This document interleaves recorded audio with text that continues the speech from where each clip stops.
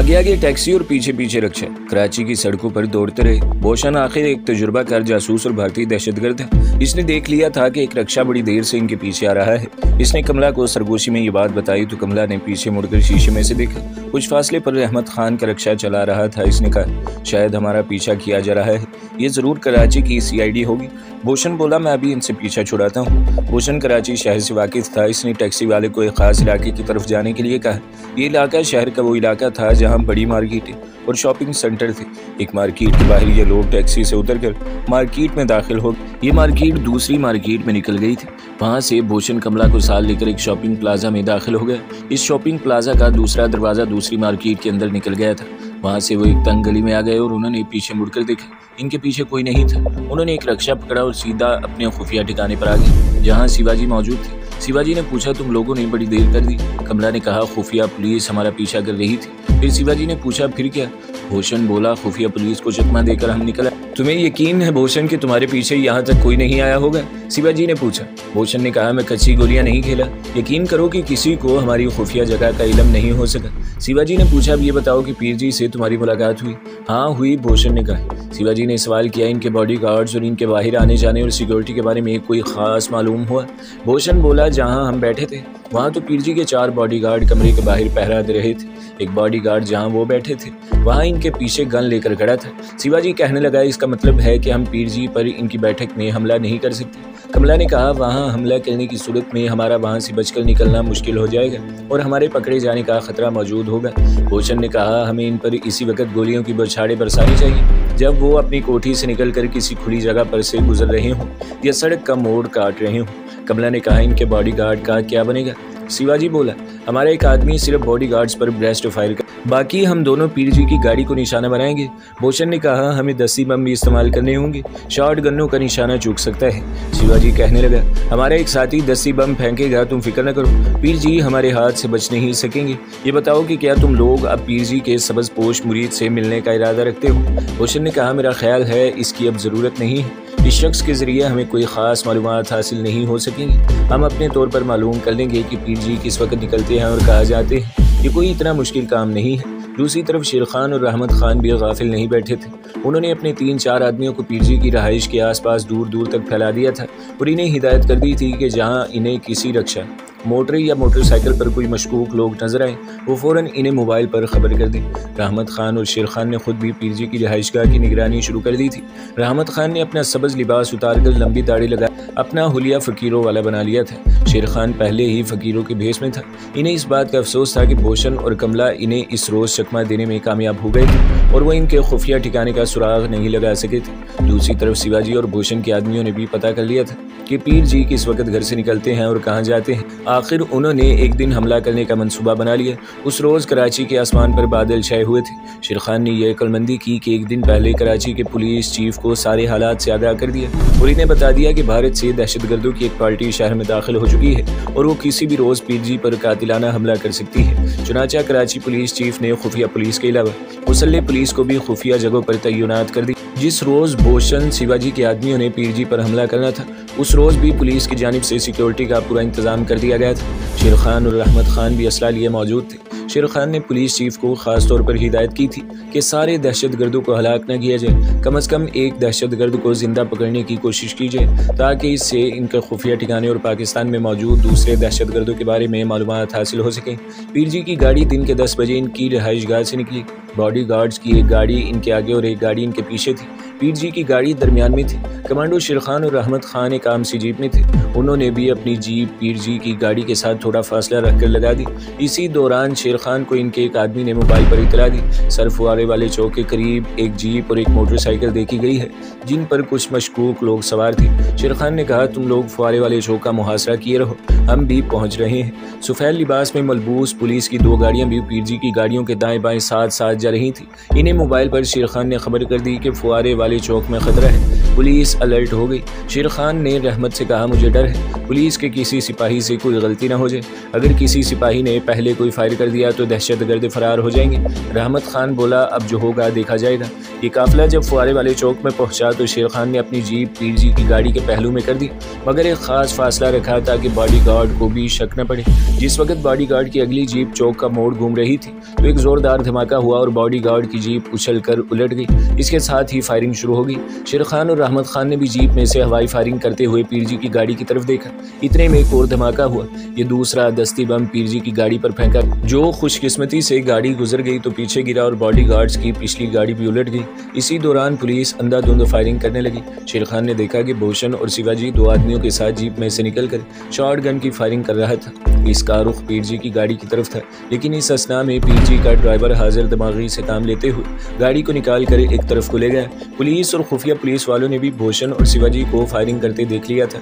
उन्होंने इन दोनों पर फायर खोल दिया। शेर खान ने शिवाजी को गिरते और भूषण को भागते देखा। भूषण भागते भागते रुका और बरसी गोलियों में इसने वो काम कर दिखाया जो ऐसे मौकों पर दहशतगर्द किया करते हैं। इसने शिवाजी को शदीद जख्मी होकर गिरते शिवाजी पर शॉर्ट गन का एक ब्रेस्ट फायर किया और जीप के पीछे एक मोटरसाइकिल पर आकर बैठ गया, जिस पर पहले से एक दहशतगर्द इसे स्टार्ट किए हुए। जैसे ही भूषण मोटरसाइकिल पर बैठा, मोटरसाइकिल वहां पर खड़ी ट्रैफिक के हुजूम में गायब हो गई।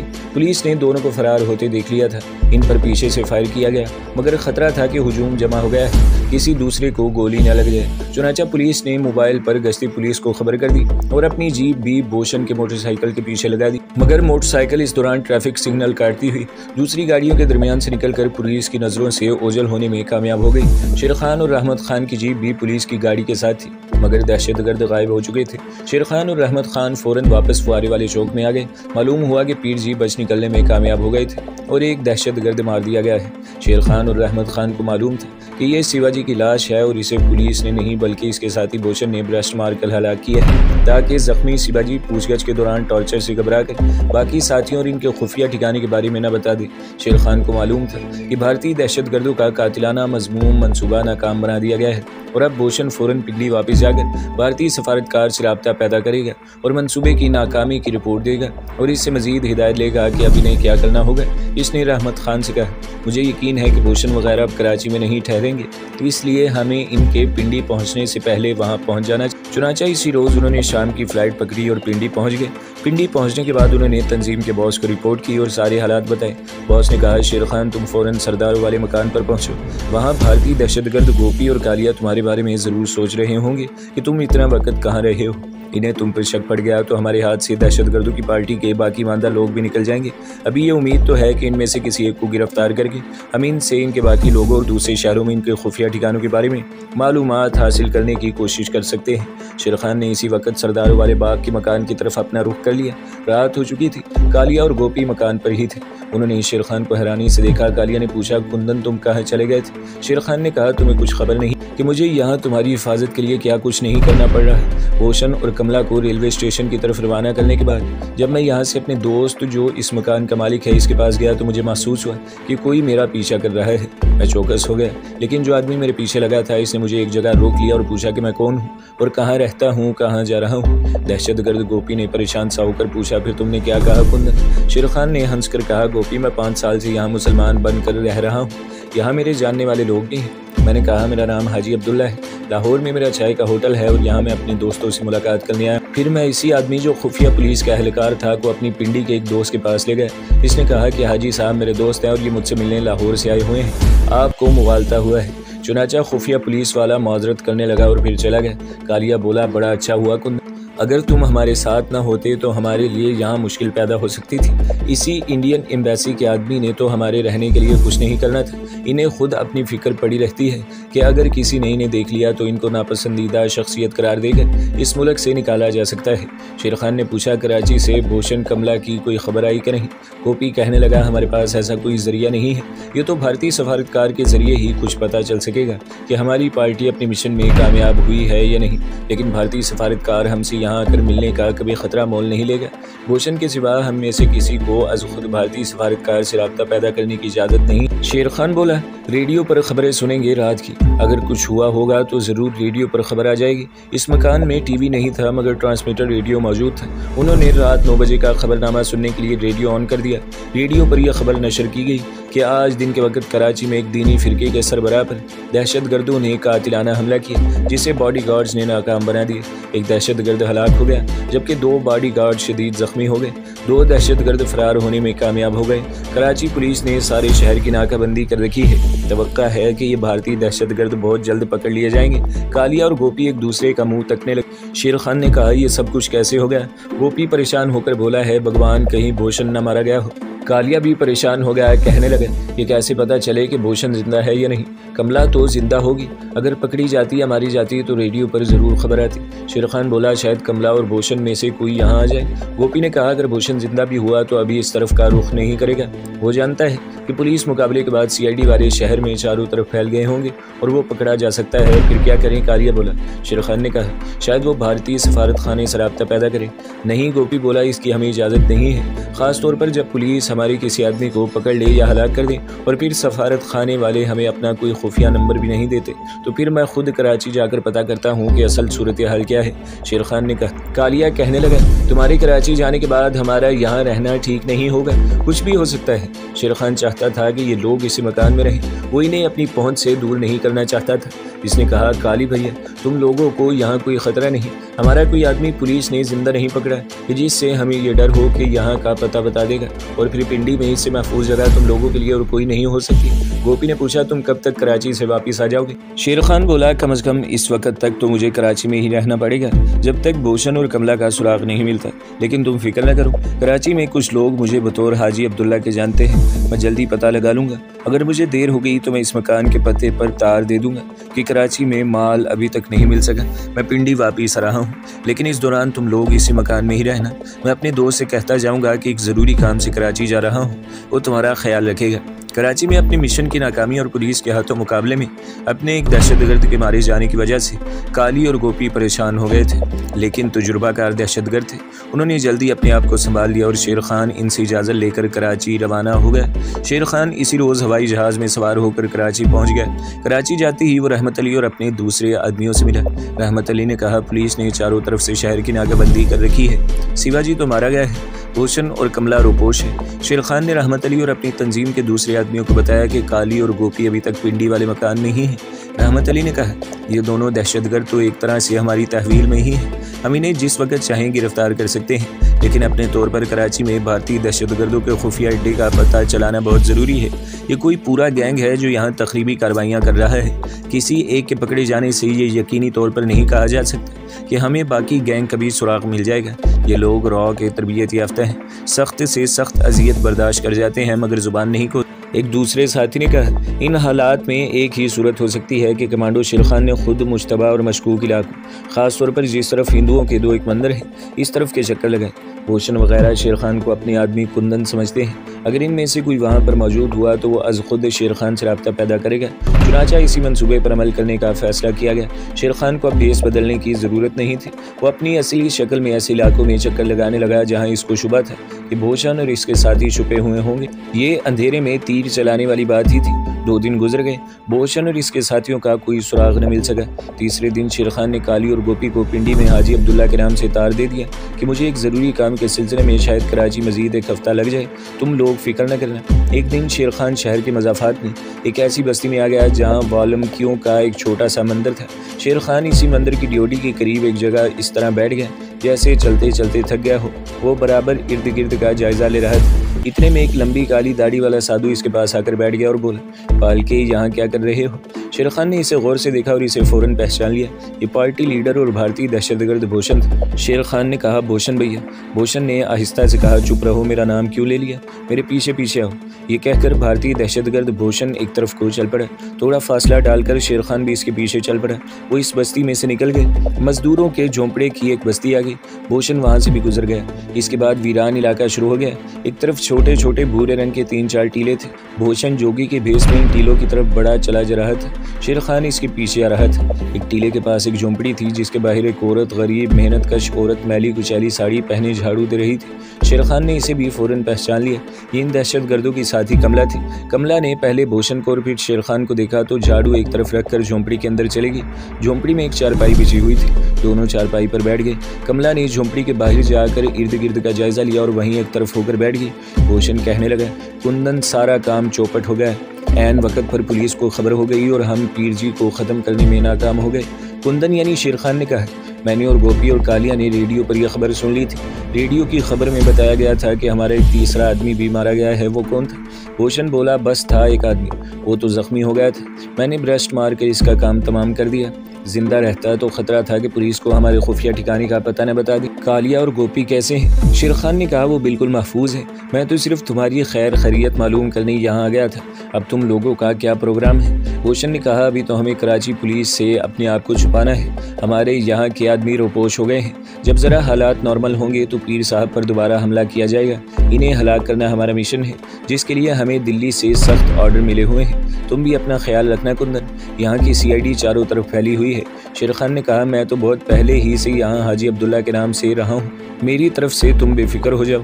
भूषण कहने लगा, मेरा अभी कराची में रहना बहुत ज़रूरी है।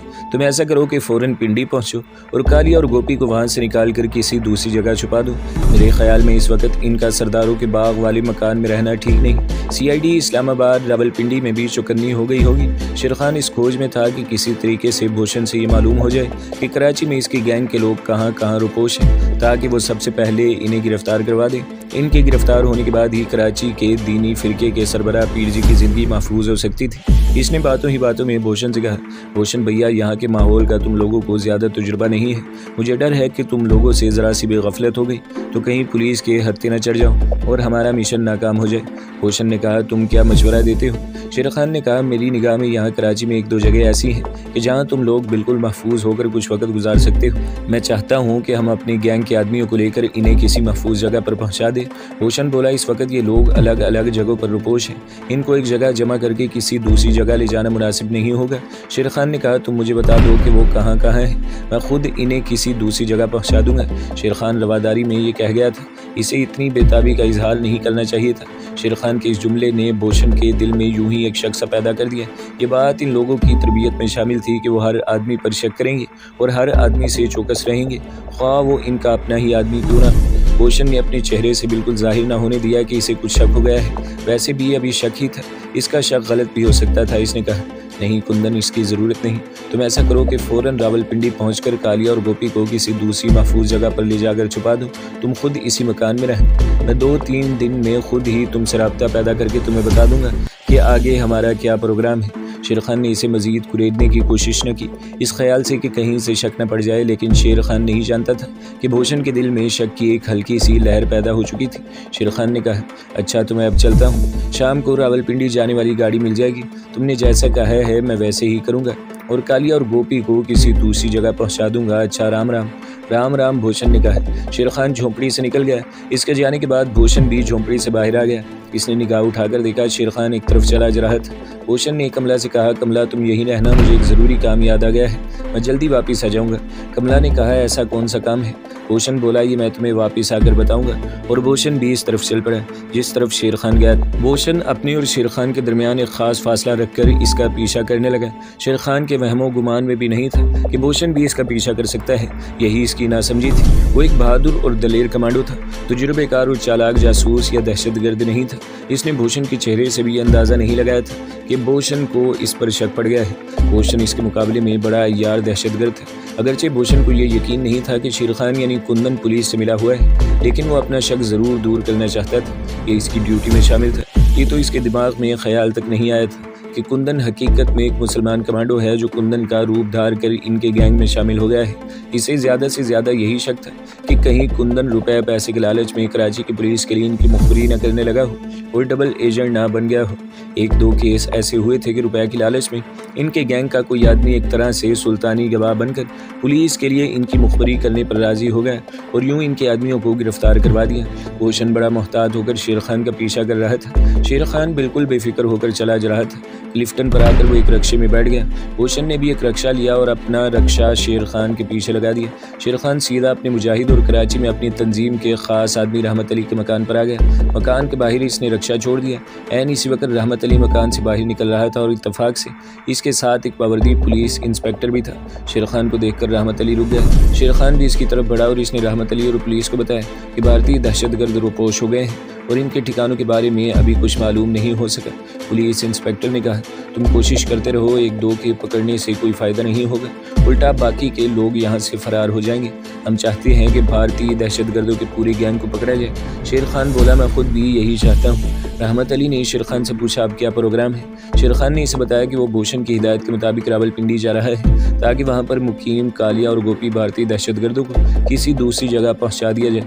भूषण कुछ फासले पर एक जगह छुप कर खड़ा शेर खान यानी कुंदन को पुलिस इंस्पेक्टर से बातें करते देख रहा। शेर खान ने इसे बताया कि वो भूषण की हिदायत के मुताबिक रावलपिंडी जा रहा है ताकि वहां पर मुकीम कालिया और गोपी भारतीय दहशतगर्दों को किसी दूसरी जगह पहुंचा दिया जाए। भूषण कुछ फासले पर एक जगह छुपकर खड़ा शेर खान यानी कुंदन को पुलिस इंस्पेक्टर से बातें करते देख रहा था। अब इससे यकीन हो गया था कि कुंदन 20-25 हज़ार रुपए के लालच में आकर कराची पुलिस से मिल गया है और अब न सिर्फ इसकी और कमला की जिंदगी बल्कि रावलपिंडी में कालिया और गोपी की जिंदगी भी खतरे में है। भूषण वहीं से दूसरा रक्षा लेकर कमला के पास वापस पहुंच गया। इसने आते ही इसे कहा, कमला, कुंदन पुलिस से मिल गया है। कमला ने हैरत ज़दा होकर कहा, भूषण ये तुम क्या कह रहे हो? भूषण ने कहा, मैंने खुद कुंदन को पुलिस इंस्पेक्टर से बातें करते देखा है। कमला घबरा सी गई, कहने लगी, हमें कुंदन को फौरन हलाक कर डालना चाहिए। भूषण बोला, कुंदन को हलाक करने से अब कुछ नहीं होगा। इसने पुलिस को हमारे बारे में जो कुछ बताना था बता दिया होगा। इस वक्त हमें पहले खुद को और पिंडी में मौजूद कालिया और गोपी को बचाना है। अगर हमने देर कर दी तो पुलिस गोपी और कालिया को पकड़ कर ले जाएगी और यहाँ भी किसी वक्त पुलिस हमें गिरफ्तार करने पहुँच सकती है। तो दोस्तों, अगली किस्त सुनने के लिए हमारे चैनल को सब्सक्राइब करें, वीडियो को लाइक करें और बेल के आइकन पर भी क्लिक कर दें ताकि हर जो आने वाली वीडियोस हैं वो आपको सबसे पहले मिलती रहें।